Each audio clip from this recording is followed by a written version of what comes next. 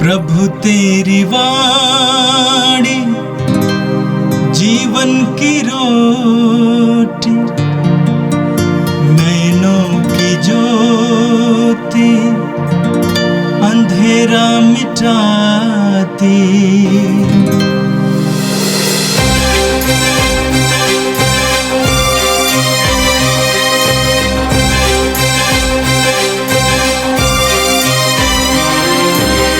प्रभु तेरी वाणी जीवन की रोटी, नैनों की ज्योति अंधेरा मिटाती। प्रभु तेरी वाणी जीवन की रोटी, नैनों की ज्योति अंधेरा मिटाती। वाणी वाणी वाणी वाणी वाणी पवित्र है, शाश्वत है, जीवन का मन्ना है। 14 अगस्त शुक्रवार। पहला पाठ नबी एजिकेल का ग्रंथ, अध्याय 16, पद संख्या 1 से 15, 60 और 63। मैंने तुमको अपूर्व गौरव प्रदान किया, किंतु तुमने व्यभिचार किया। प्रभु की वाणी मुझे यह कहती हुई सुनाई दी, मनुष्य के पुत्र, यरूशलेम को उसके बीभत्स कर्मों का विवरण सुनाओ। उससे कहो, प्रभु ईश्वर यरूशलेम से यह कहता है, वंश और जन्म की दृष्टि से तुम कनानी हो। तुम्हारा पिता आभारी था और तुम्हारी माता हित्ती थी। जन्म के समय तुम्हारी नाल नहीं काटी गई। शुद्धिकरण के हेतु तुमको पानी से नहीं नहलाया गया। लोगों ने तुम्हारे शरीर पर नमक नहीं लगाया और तुमको कपड़ों में नहीं लपेटा।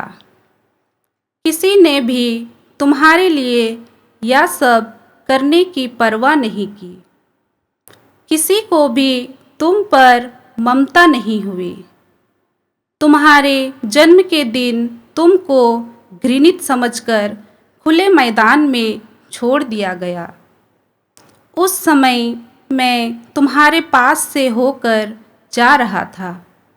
मैंने तुमको तुम्हारे अपने रक्त में लौटता हुआ देखा और तुमसे, जो अपने रक्त से सनी हुई थी, कहा, जीती रहो, जीती रहो। तुम मेरी देख रेख में खेत के फूल की तरह बढ़ती गई। तुम बढ़कर बड़ी हो गई। तुम बहुत सुंदर थी। तुम्हारे स्तन उठने और तुम्हारे केस बढ़ने लगे, किंतु तुम उस समय तक नग्न और विवस्त्र थी। जब मैं दोबारा तुम्हारे पास से होकर गया तो मैंने देखा कि तुम विवाह योग्य हो गई हो। मैंने अपने वस्त्र का पल्ला तुम पर डालकर तुम्हारा नग्न शरीर ढक दिया। मैंने शपथ खाकर तुमको अपनाया। तुम मेरी हो गई।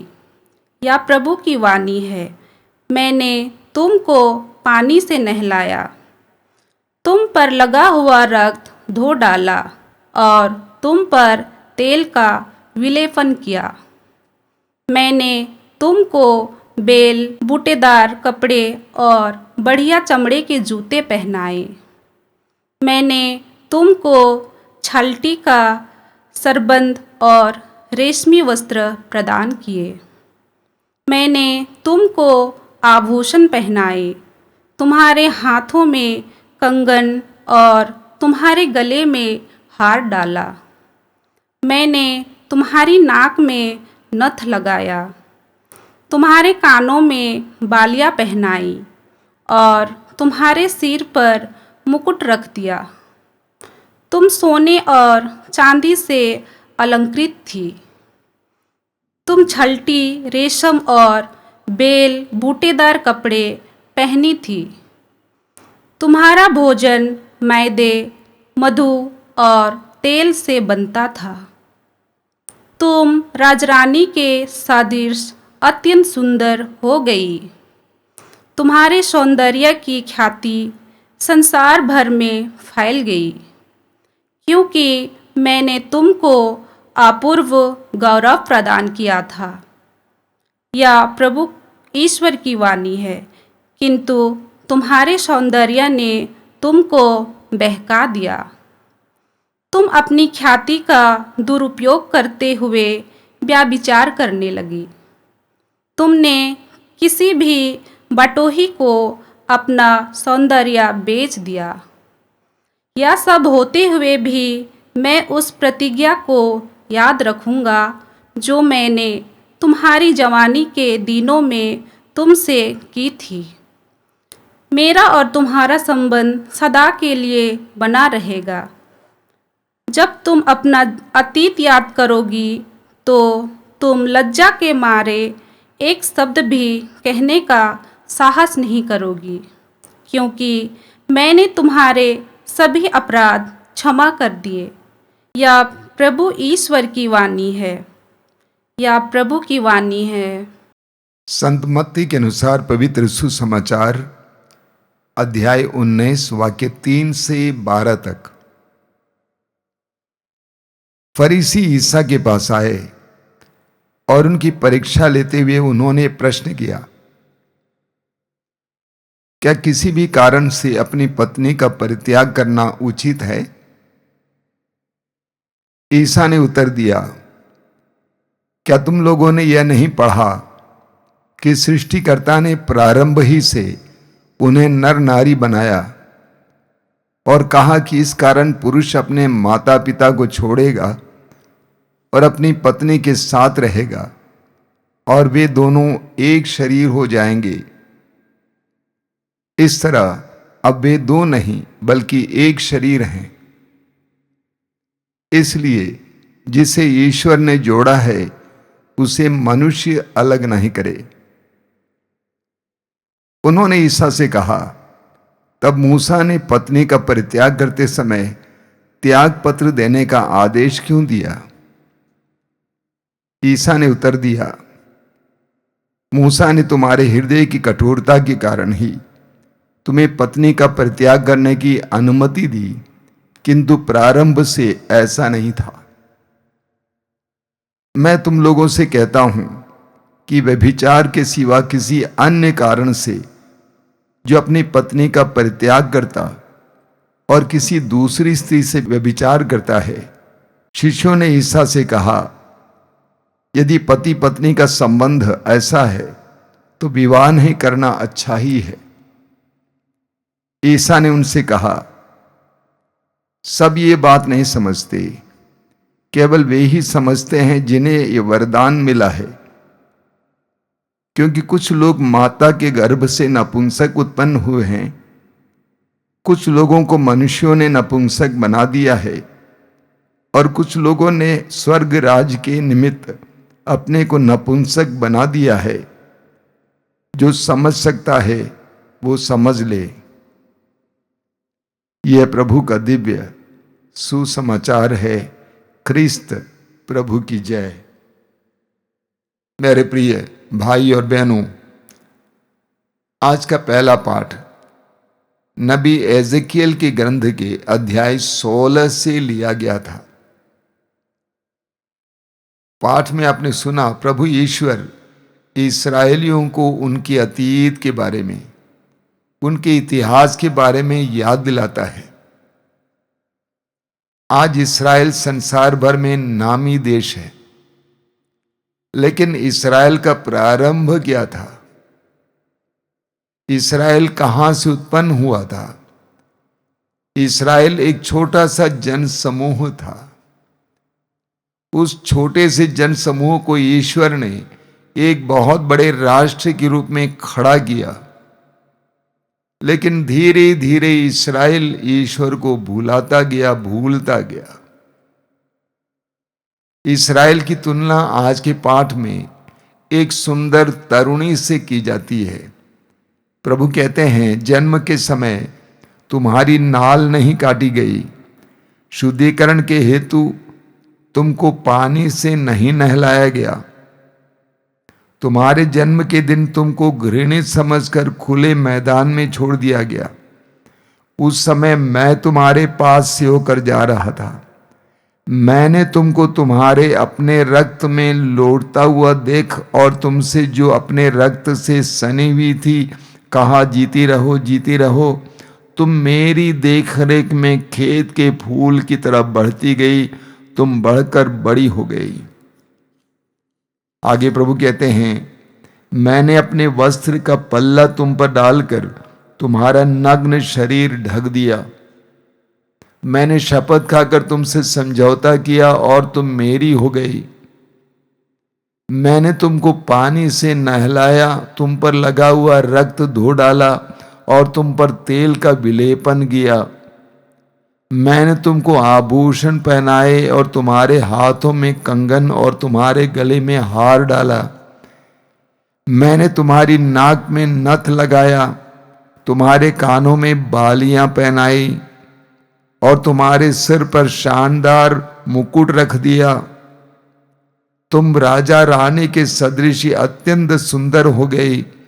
तुम्हारे सौंदर्य की ख्याति संसार भर में फैल गई, किंतु तुम्हारे सौंदर्य ने तुमको बहका दिया। तुम अपनी ख्याति का दुरुपयोग करते हुए व्यभिचार करने लगी। तुमने किसी भी बटोही को अपना सौंदर्य बेच दिया। ये इस्राएल का इतिहास है। इस्राएल ईश्वर की देख रेख में बढ़ा था। ईश्वर ने इस्राएलियों के लिए बड़े बड़े चिन्ह और चमत्कार प्रकट किया। ईश्वर ने मानो इस्राएलियों को अपने हथेली पर रखा, उनको सुरक्षा प्रदान की, उनको तरक्की प्रदान की, उनको संरक्षण दिया, उनके साथ एक विधान बनाया, मानो इस्राएलियों के साथ ईश्वर का विवाह हो गया हो। लेकिन जब इस्राएल बढ़कर ख्याति प्राप्त कर चुका था तो इस्राएल ने क्या किया? इस्राएल ने गैर यहूदी राष्ट्रों के साथ दोस्ती बनाना शुरू किया। वहां से इस्राएल का पतन शुरू होता है।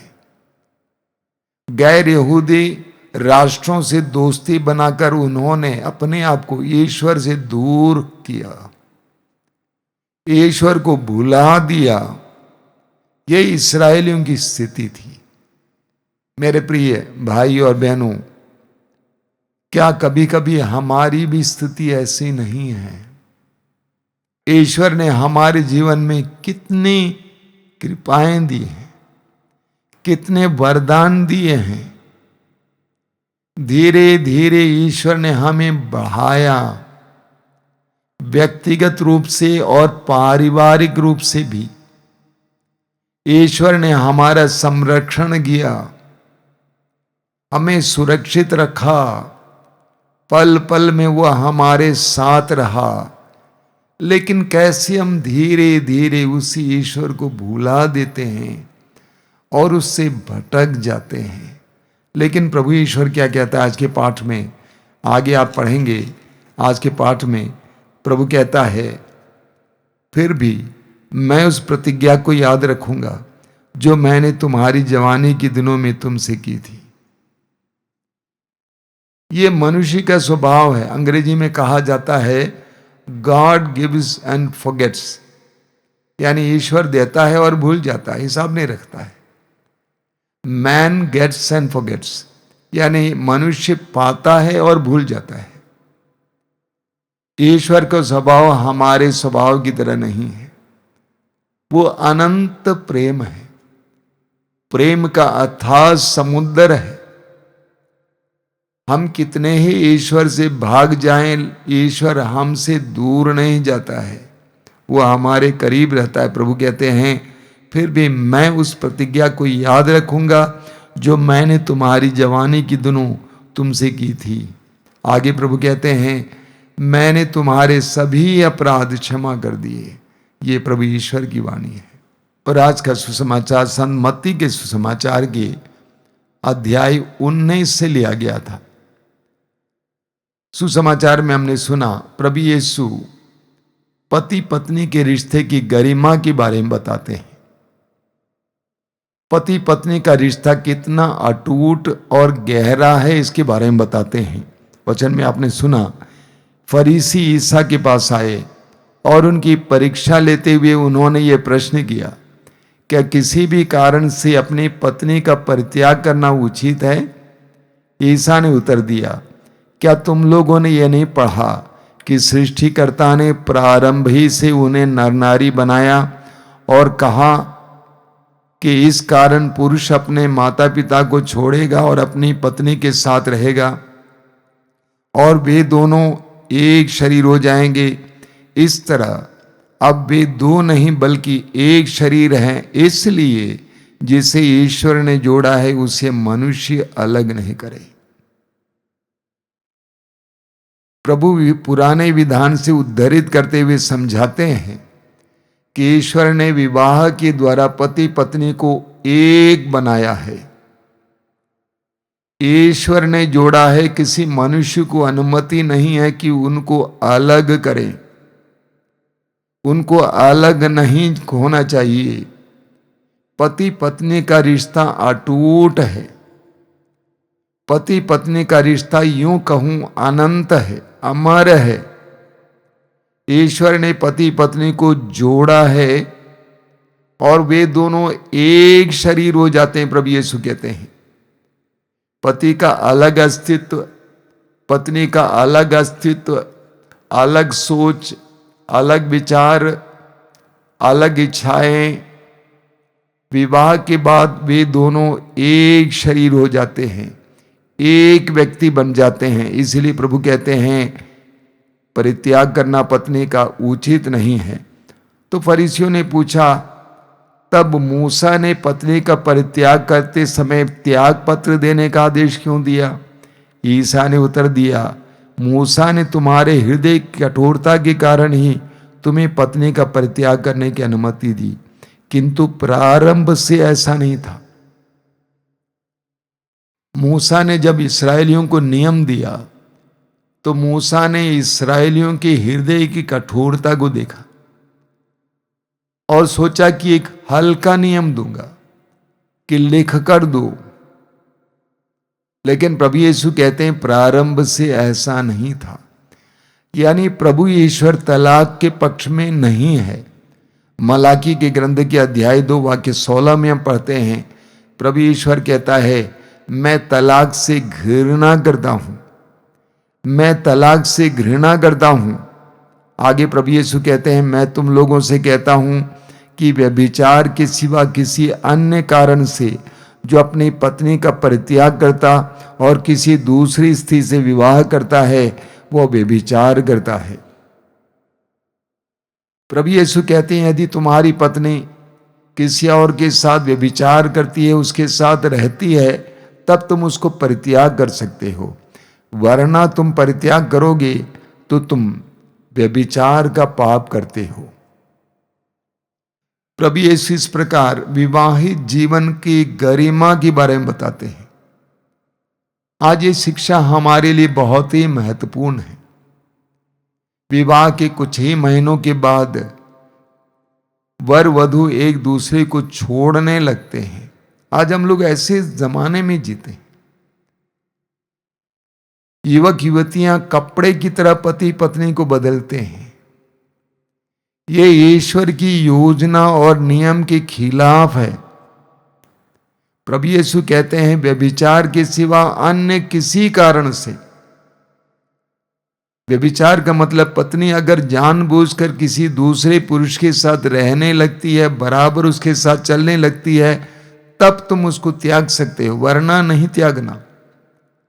आज छोटी छोटी बातों के लिए लोग पत्नी को त्यागने को तैयार हैं, पति को त्यागने को तैयार हैं।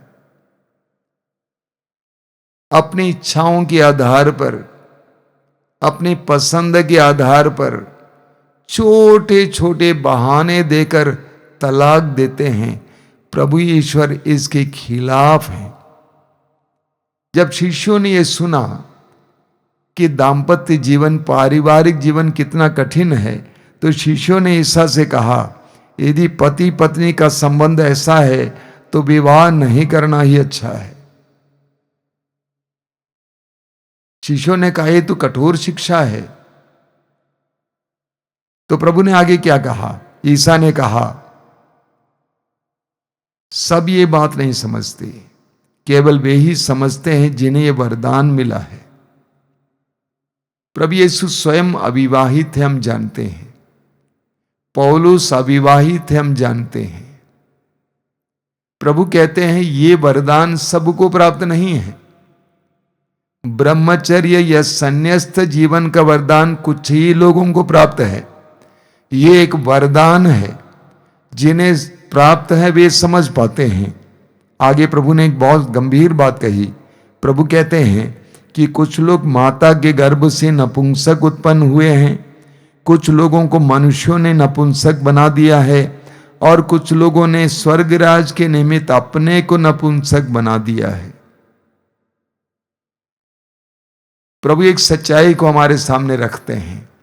प्रभु कहते हैं कुछ लोग माता के गर्भ से ही नपुंसक हैं, हम जानते हैं। कुछ लोग बनाए जाते हैं या स्वयं बनते हैं नपुंसक, समाज में आजकल देखने को मिलता है।